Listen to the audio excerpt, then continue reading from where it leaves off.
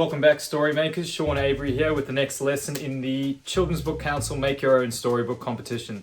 Now, this lesson is all about creating a build-up for your story, and we're going to be talking about picture books today. So if you're writing a picture book, awesome, keep on watching. Otherwise, if you're writing a storybook, the link in the description down below will take you to writing a build-up for a storybook because it is a little bit different. Remember, storybooks are more word-driven and picture books are using words and pictures combined to tell your story. So, up to this point, you have created your story mountain, which is your overall structure for your storybook or picture book. Of course, mine is called Happy as a Hog Out of Mud. It's about a warthog named Charlesworth Oinkington that does not want to play in the mud despite what his family and friends keep trying to persuade him to do. Now, I've written my introduction where I've introduced where he lives in the African bushveld with the other muddy hogs, and I've spoken a little bit about Charlie. And as I've written, I've also drawn a couple of very, very quick thumbnail pictures to have an idea of how the words and the pictures are going to interact with each other. Now, before I get to writing my build-up, which is where we sort of start to get to know a little bit more about the characters and start giving clues to what's going to be happening in the problem or the conflict of the story. Before I start writing that, I'm going to read you the introduction and the build-up of this book over here. This book is called This Is Not My Hat. It's written and illustrated by John Klassen, the same illustrator who illustrated Sam and Dave Dig a Hole that I read to you in lesson number 1. So, This is Not My Hat is about a fish that steals a hat. This hat is not mine. I just stole it. So guys, this is the introduction to the story. Very easy. We can tell the fish is underwater, and we can tell that he is a thief, apparently. I stole it from a big fish. He was asleep when I did it. He probably won't wake up for a long time. And even if he does wake up, he probably won't notice that it's gone. And even if he does notice it's gone, he probably won't know it was me who took it. Now guys, after John Klassen introduced his little thief of a fish, his main character over here, he started building it up to give clues to what's going to happen in the rest of the story. Now, we see the big fish, and we see him opening up his eyes. Kind of, again, the words are saying something different to what the pictures are saying. He's saying he won't wake up for a long time. He's clearly awake. If he wakes up, he won't know it's gone. Well, he's looking at the top of his head, so you can tell that it's gone. And if he does notice that it's gone, he probably won't know who took it, and he is narrowing his eyes and looking off in the direction that the other fish obviously went after he stole the hat. So we've we've got this build-up. We know that there's some drama coming along. We can tell that this big fish, is obviously not very happy that he's had his hat stolen from him, and that's our clue to the conflict in the story and what's going to come up next. And of course, if you've ever read this story, I won't ruin it for you, but the big fish does go looking for the little fish. You're just going to have to get this book out of the library if you'd like to know the rest of it. I can definitely highly recommend it. Right, I'm going to move over to my desk now, and I'm going to start writing the build-up for Happy as a Hog Out of Mud. Okay guys, just as usual, we've got the link to this template over here in the description down below. Now this is for our build-up. We're going to do a couple of things to make sure that our build-up is correct. Number one, we are going to tell one new thing about our character. We are going to do one new thing about our setting. We're going to give our readers one clue to what the conflict might be a little bit later in the story. Just like John Klassen did in This Is Not My Hat, we're going to show, not tell. So we are going to make sure that we let our pictures do the talking and keep our words to a minimum for a picture book. we're obviously going to write with our senses. What can we see? What can we feel? What can we hear? All right, let's take a quick look at what we've already got. So we've obviously done Story Mountain. Our planning was that Charlie, for the build-up, Charlie hates the mud, likes fancy things.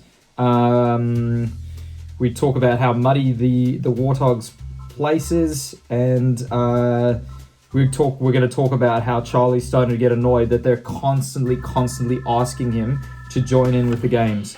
So we started off on page number 2, because page number 1 is obviously our title page. So page number 2, warthogs love to play in the mud. They will slip and slide and slop about in it all day long. And then we introduced Charlie, but not Charlie. There he is in his fancy gentleman's suit. And then we went to page number 5, where we described him a little bit more. He's a sophisticated gentle hog. He enjoys sophisticated things like reading poetry, drinking tea, and rare bird watching. Now, we are going to move, so we've got 4, 5. We're going to move on to page number 6 and 7 for our build-up here. So we might possibly go over into 8 and 9. It's there for us if we need it, but let's see if we can try fit it in these 2 pages over here. So page number 6. I'm going to go through and sort that out. Okay, so now I've finished writing my build-up, or at least the very first draft of my build-up with my very, very rough sketches. So let's check this out. All right. Page number 6. Charlesworth was an orderly, gentle hog. He was clean and well-groomed. Always make sure to brush your tusks twice a day, he would say. And I've drawn a picture over here, or I think this might be a picture of Charlie with a little toothbrush brushing at his tusks. Page number 7. He did not play in mud, no matter how often his family persuaded him to do so. Please, Charlie, they'd say, and he'd always reply, no.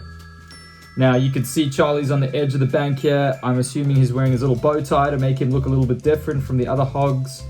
And then I decided I would actually take another page, a double page spread, to describe a little bit more about how his friends and families kind of nagged him to play in the mud. Please, Charlie, no. Please, Charlie, no. Please, Charlie, no, no, no.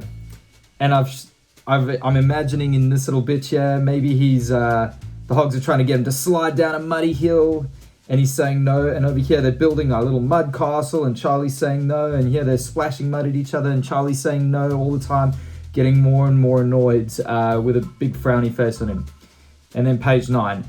Then one day a hog yelled, "Cannonball!" And so there's a hog over here. He's sort of jumping down from out of frame, and there's a big puddle of mud here, and Charlie's on the edge of the bank.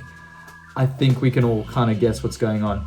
Now, let me roll through my checklist to make sure that I've got everything that I need. Do we know one new thing about Charlie? Well, yep, he is incredibly well groomed, refuses to play in mud.